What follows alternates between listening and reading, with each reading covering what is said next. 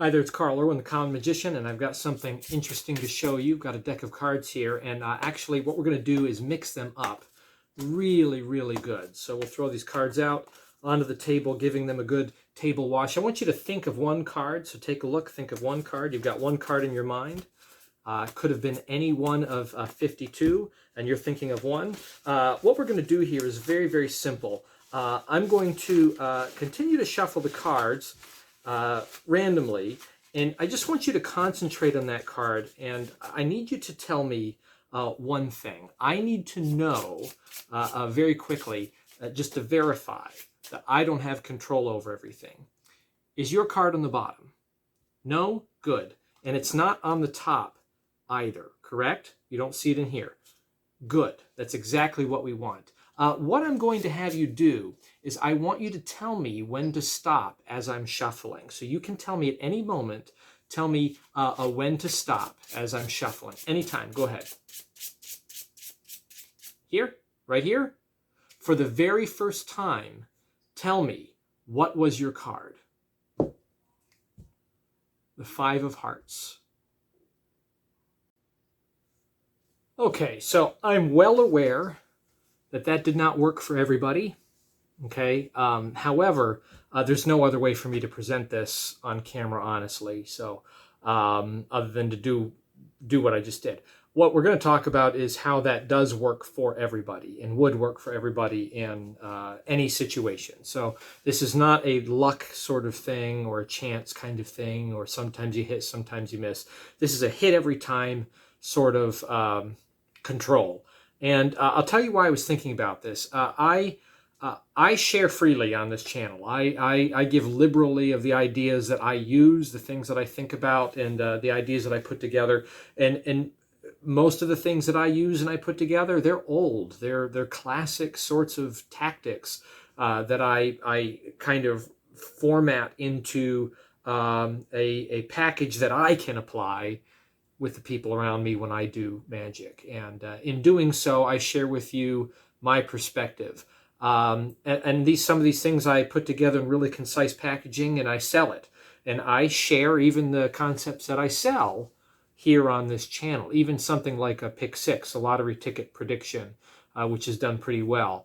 I've shared those concepts on this channel before that product ever went out to release. Now, what you get when you buy a product from me is you get something that is concise and packaged together with all relevant information put together so that it makes something that has value that you would pay for.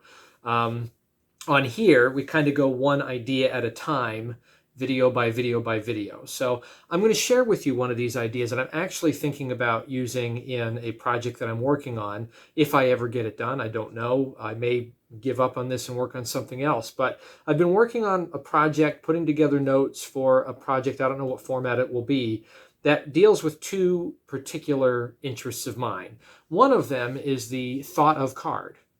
The thought of card. So the card that is named freely or thought of freely, or at least feels like it is named freely or thought of freely, even if it's not, right? But that spectator scenario, that moment where a spectator has the sensation that they had free agency in their selection, and not only they had free agency, but the information is either coming from their mind or it's only in their mind and nowhere else.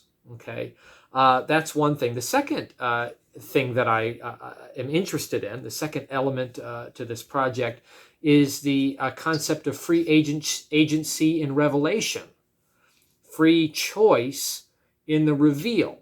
There are actually sorts of forces that work in this way that they appear to be free choice on the part of the spectator, but they actually function off of what's called, well, the pressure force or the timing force, right? That's where you put pressure on the spectator to make a choice at a predictable moment such that they will pick the selection that you want them to. One example would be where you have the spectator dealing or you're dealing, and you say, I want you to tell me when to stop. Okay, say stop. And then they will hopefully always say stop at 3 or 4 after, and then you can reveal that. And there's, of course, ways to manage that. A number of magicians sell products that discuss that at length and the philosophy behind that. Some people are extremely good at using it. Some people say that if you get good enough at this, that it will always work. If you just believe in it and you apply it, you will never have a moment where this fails. I think that's a bunch of baloney. I'll tell you why. And it's not because I don't have enough experience as a magician. Certainly I don't have enough experience as a magician. I'm an amateur at best. But I have a lot of experience with people.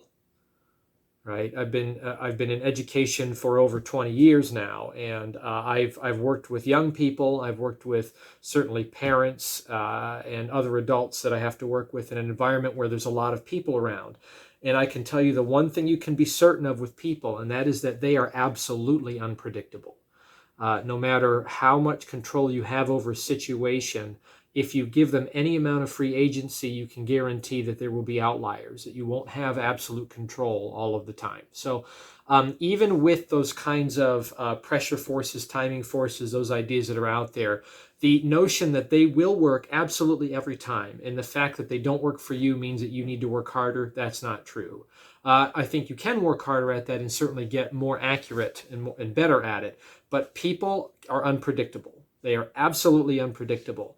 Now, I am somewhat accepting of risk and failure because I'm not a professional and I don't do things for paid gigs or anything like that where things have to be on or else I don't deserve my paycheck. But I, in the little bit that I do perform as an amateur for family and friends, I want to make sure that what I'm doing works. I want to make sure that it works. I don't want to throw away moments, right? I don't perform that frequently, so in the rare moments when I do, I want it to work. So what we're going to look at is the second idea, which is the free agency and choice in Revelation, the pseudo pressure force or the pseudo timing force. There are forces that actually operate on that. The first one being the Hindu shuffle force. Everybody knows this one, right? So if I'm forcing the 6 of spades, it's on the bottom of the deck. I say, tell me when to stop. They say stop, and then you show it, and you force the bottom card. So it's a discrepancy in location. We're going to apply that force, but in an overhand shuffle environment using an additional simple sleight that gives us actually 2 outs out of that one moment. To quickly credit other people I've seen use this type of thing, and a lot of people do. This is not unique to one person. I don't think you could really pin down someone that really invented the idea because it's multiple ideas put together. But Harry Lorraine uses this concept a little bit in some of his magic. Particularly, I think Halo Aces has one of the variations on that has a moment that's very similar to this in terms of revelation. But we're going to use it in a different way. We're going to use it in conjunction with multiple outs and really sort of a alternative reality, right, for the spectator, that everybody else is going to see. They'll all kind of witness the same moment, but in the mind of the spectator, it's happening a little bit differently, right? I'm always intrigued by that kind of method as well. So let's get into it. What's going on here? So first of all, free choice, free choice. So this is one concept for free choice. I want them to feel that they have a free choice of choosing any card openly from the deck, as if to say, these are the 52 cards in the deck. Go ahead and take a look, and I want you to think of one. I want them to feel like it's that moment, but I want to control it such that I know in the end, not that they're thinking of one of 52, but they're thinking of one of at least 3. And I have control over those 3, and I'm able to reveal those 3. So here's the way this works. Again, this wouldn't necessarily fool magicians out there, and on video and playback you wouldn't. If this caught you, and you happen to be the one that thought of the one that we got to and you didn't notice what was going on, then you can see what it would feel like for the spectator every time, okay? But the way this works is you take the cards and you show faces, just quickly flash faces as you drop them down in small groups. And you kind of pepper the table with this, setting up sort of a table wash. And you don't have to show them all, just do a few and then drop some packets out, a little bit of space in there, and then take 3, hold them out and quickly say, in fact, I want you to think of one. Just take a look and think of one that you see here. And they'll think of either the 8 of spades, 6 of spades, or 9 of hearts. They'll think of one of those, and you only give them a moment. Say, think of one of these here. If they say, I didn't get that yet, say, oh, I'm sorry, here. Go ahead and think of one of these here. Go on to the next ones. Don't put those ones back up, right? Because that can make it certainly feel as if they had a wide range of choice and they could have thought of one of any 52. And indeed, they are thinking of one of 52 as if they had selected one out of the deck, but their range is limited to 3 by sight, okay? So now they're thinking of either the 4 of clubs, 10 of diamonds, or queen of hearts. What I'm going to do with this packet is I'm going to drop it near me right here so that I can get to the bottom edge of them. They can overlap the other cards, and this is good with a borderless deck because it's hard to see where things begin and where things end.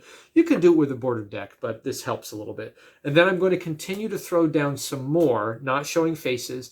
And then as I get to the end, I might just flash a couple faces and drop them down. And I have, for this, I found that if I take one card and I drop it where I can grab one card, that helps what comes next, okay? So I've done that. And you could grab more than one card here. It's just important that you know how many cards you're picking up when you put this together underneath these cards, okay? What I do is I give just a little bit of a push around here. I know my 3 cards are here in access to me nearby. I grab one card, the last one I put down, I just grab that one, and then I put it underneath the other 3 and I scoop them. And then I push these down on the table and I scoop more cards on top of that. Then I push these cards down on the table, I scoop up more cards, and truly the cards are being shuffled, but I have control over the 3 possible selections that I showed to the spectator. Once I have that, I can pick these up and I can square them. And what I should have in this moment is one indifferent card on top of, on the bottom of the deck, one indifferent card on top of the 3 possible selections. Queen of hearts, 10 of diamonds, 4 of clubs, okay? Plus one indifferent card. Now what I can do is I can do an overhand shuffle, run off a few cards, throw these back on top, maintaining the bottom, and I can either show in subtlety like this and demonstrate the deck, and they'll note that this is just some card, right? I can do this, or I could do a false cut, right, and then do the subtlety like that. The goal here is for them to subtly understand that I don't have control over anything. They see something that doesn't look like their card. The cards have been shuffled. I'm not pointing it out in any way. I'm just being very carefree about showing the bottom of the deck. Now what I do is I'm going to milk this card off. So this is a slip cut, essentially, on a shuffle, on an overhand shuffle. I'm actually going to pick up the entire deck, but I'm going to milk off the bottom card with my fingers as I run off the top card with my thumb. So these 2 cards come together. And then I'm immediately going to drop them on top. And then I'm going to say, but before we go any further, or something like that, I need to know, is your card on the bottom? Now, one of 2 things is going to happen. Either they will say no, which is how I presented it in my example, or they will look at that, they will smile and laugh and say, yes, that's it, right? And you say, there we go, right? That's it. That's the reveal. So you're asking a question, is your card on the bottom? And you want to do it assertive, such as that in one alternate reality, this could be taken as a revelation, right? Assert. Do you see your card on the bottom? Right? Don't give a big pause, especially if they say no. Say, great. If they say no, you say great. If they say yes, you say there it is, and then you take it off and show it, right? And then you move on to something else. If they say no, say great, and I need to know it's not on the top either. It's not up here, is it?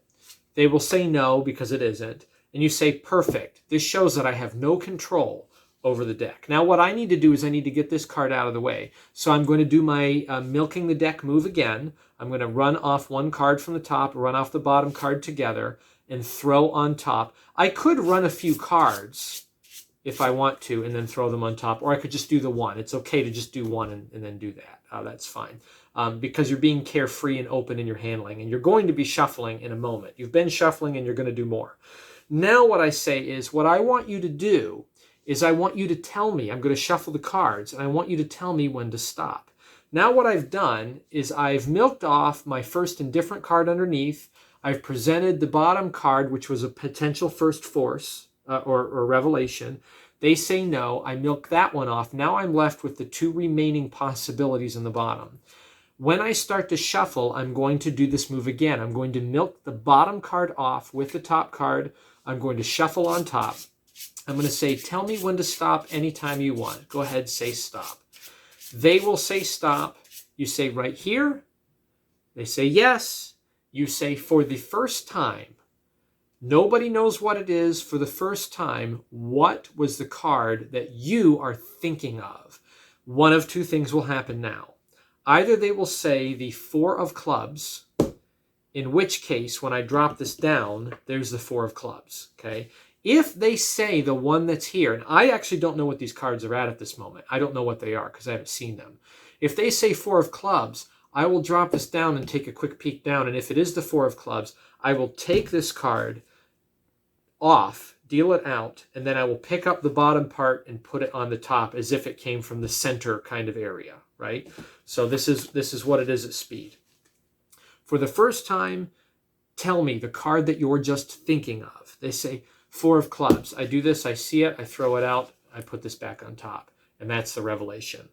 If they don't say 4 of clubs and they say 10 of diamonds, which is the third card, the third possibility.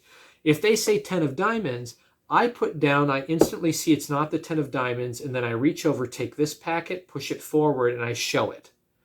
And then they see the 10 of diamonds. I then take that off, and then I put the packets back together, putting this section in the middle, as if it came from the center. Okay, so those are the 3 outs that are all perfect.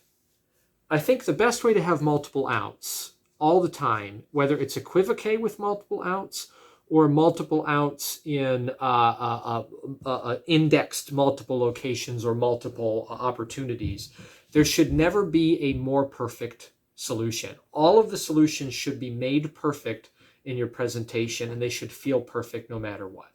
Okay, so all 3 are a perfect revelation. All 3 are impossible. 2 of them take advantage of the pseudo pressure stop, which is not really a stop at all. It's just a force, shuffle force. And 1 of them is a direct revelation after a shuffle. So there it is. So 2 concepts brought together. This idea of the premise of a card trick that's based on something that is thought of. A thought of card that only the spectator could know. Nobody else could know what it is. And they had free agency and free choice, theoretically, out of 52 possible options, and they thought of what they wanted. That's concept 1. Concept 2, the idea of free agency in the revelation. They could have said stop anywhere, and then they find the card. Okay, so those 2 concepts together, part of a project I'm working on with a number of other ideas that I'm sorting out. Don't know what format this will be if I get done with it, if it will be a video download or if I'll write another book. I'm not sure what it will be. I think video downloads are a little bit hotter. I think people like those a little bit more because they can see see everything at work. But yeah, concepts I'm working on. Thought of card magic, taking these ideas, routining them together, and doing very impossible things, even with a shuffle deck in use. Things that you'd think we would only be able to do with a stack, but doing it with random opportunity in a deck of cards, anywhere that you're at. So good luck with that. Happy magicking.